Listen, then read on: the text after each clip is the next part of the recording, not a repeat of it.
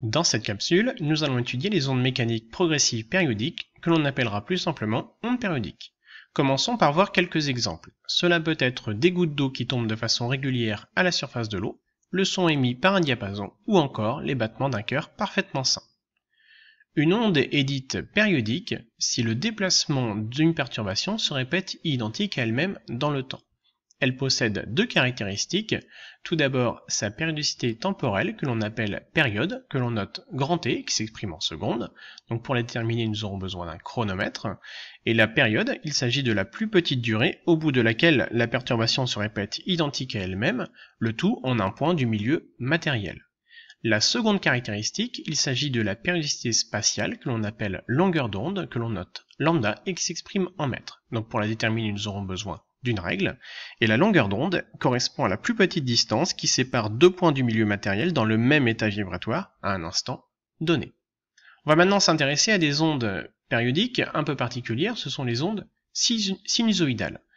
Et on va s'y intéresser sur leur évolution dans le temps, c'est-à-dire en un point du milieu matériel. Donc pour la surface de l'eau, on prend un point comme référence et on suit son élongation dans le temps.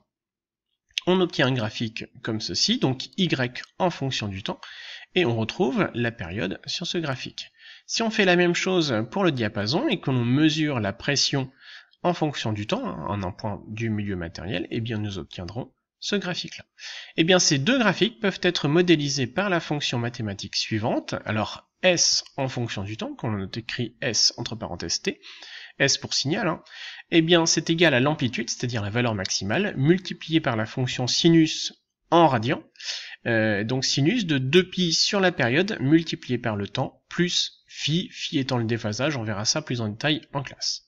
Maintenant on va s'intéresser à l'évolution des ondes sinusoïdales, mais dans l'espace, c'est-à-dire en fixant le temps. Cela correspond en fait à prendre une photo.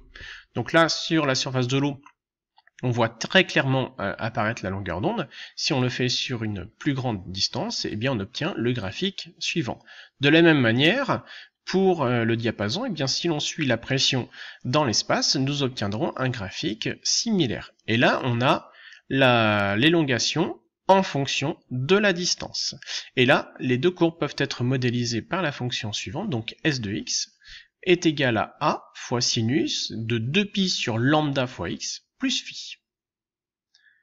Voyons maintenant la célérité d'une onde périodique. On a vu précédemment que la célérité d'une onde, c'était le rapport de la distance sur la durée de propagation.